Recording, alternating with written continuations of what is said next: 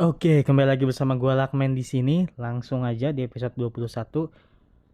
Topiknya yaitu pertanyaan untuk sekolah, baik itu operator sekolah maupun kepegawaian tentang Dapodik. Pertanyaan yang pertama, guru honor sudah mengabdi di instansi sekolah sesuai dengan jangka waktu yang diminta. Pakai contoh yang tadi, di mana yang awalnya 3 tahun berubah jadi 2,5 tahun, berubah jadi 2 tahun, kembali ke 3 tahun, tiba-tiba ditambah lagi menjadi 4 tahun pengabdiannya. Pertanyaannya, mengapa masih belum terdaftar di Dapodik? Pertanyaan buat operator sekolah, kepegawaian sekolah. Kenapa? Guru honor tersebut sudah melakukan pengabdian sesuai dengan yang diminta oleh sekolah, tapi kenapa belum terdaftar di Dapodik? Yang kedua,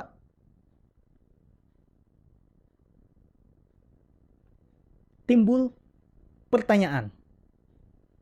Timbul pertanyaan lagi.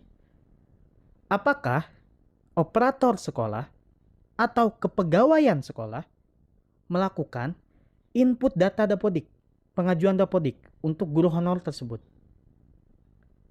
Contoh yang tadi di video sebelumnya, ada guru honor masuk sebanyak 8 orang. Didata nggak tuh datanya oleh operator sekolah atau kepegawaian? Ngedata nggak tuh?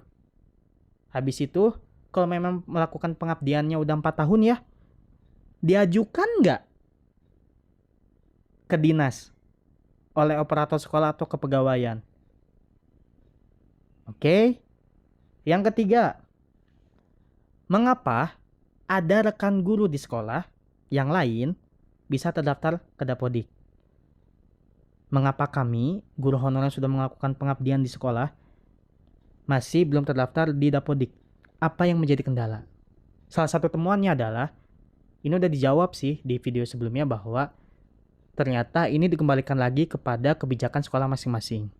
Walaupun memang betul, ternyata lagi-lagi ini bermain di ranah abu-abu, bahwa tidak secara tersirat di dalam surat keputusan SK pengangkatan lu sebagai guru honor, bahwa oke, lo harus melakukan pengabdian selama 2 tahun atau 3 tahun di SK tersebut. Nggak tersurat ternyata. Itu disampaikan langsung cara ucapan oleh operator atau kepegawaian. Jadi nggak ada tuh dalam tersurat bahwa selama 2 tahun lo harus melakukan pengabdian.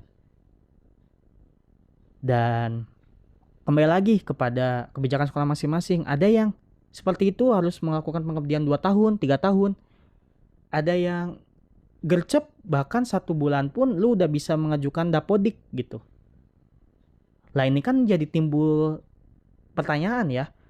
Kenapa satu sekolah dengan sekolah yang lainnya bisa berbeda? Apakah tidak ada komunikasi antara operator sekolah atau kepegawaian sekolah? Jadi operator sekolah tuh ada komunikasi nggak sih? Atau diem-diem aja gitu? Itu kan jadi timbul pertanyaan. Dan kalaupun sudah melakukan pengabdian, misal udah 4 tahun nih, ternyata di tahun menuju ke tahun kelima, kok masih belum dapat Dapodik? Kok masih belum terdaftar di Dapodik? Kan pertanyaan juga buat operator sekolah atau kepegawaian sekolah. Kok bisa kita udah melakukan pengabdian loh, kita udah melakukan sesuai dengan yang diminta loh. Kok bisa sih belum terdaftar di Dapodik? Sedangkan di kasus yang lain, di sekolah yang lain, itu bisa loh. Dia bisa loh terdaftar di Dapodik. Pengangkatannya sama gitu, misalnya di tahun 2021. Tapi dia bisa loh masuk ke Dapodik, sedangkan kita kok masih belum bisa. Kan jadi nanya-nanya ya ke kinerja operator sekolah ataupun kepegawaian sekolah. Bertanya gitu, kinerjanya apa selama ini gitu.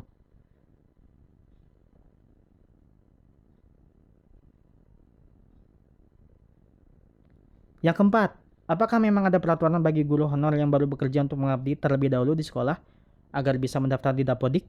Atau peraturan itu sebenarnya tidak ada? Atau dalam arti lain peraturan pengabdian tersebut dikembalikan ke kebijakan sekolah masing-masing? Lagi-lagi itu ternyata udah di gua mention jawabannya, bahwa ya itu dikembalikan lagi kepada sekolah masing-masing. Ternyata tidak ada aturan yang benar-benar mengatur bahwa guru honor harus mengabdi dulu. Itu dikembalikan lagi kepada sekolah masing-masing. Kalau sekolahnya sengaja memperlama, tadi contohnya bisa tiba-tiba berubah ya pengabdiannya, minimal pengabdiannya dari 3 tahun, 2,5 tahun, terus tiba-tiba menjadi 3 tahun lagi, tiba-tiba menjadi 4 tahun, dan masih belum terdaftar di Dapodik, dipertanyakan justru. Kalau kayak gitu berarti kan dipertanyakan kembali kepada sekolah. Tuh udah jelas kok tidak ada aturan yang mengatur pengabdian di sekolah bagi guru honor, berarti kan dipertanyakan kembali kepada sekolah. Dipertanyakan kepada operator sekolah, kepegawaian sekolah. Selama ini gimana kinerja mereka? Hak-hak lu sebagai guru honor ditahan. Ini hak minimal loh, hak dasar loh untuk mendapatkan dapodik tuh sebagai guru honor tuh. Lu harus tahu itu tuh hak lu buat dapodik tuh. Hak lu, cecer terus operator sekolah. Kejar terus operator sekolah, kepegawaian sekolah.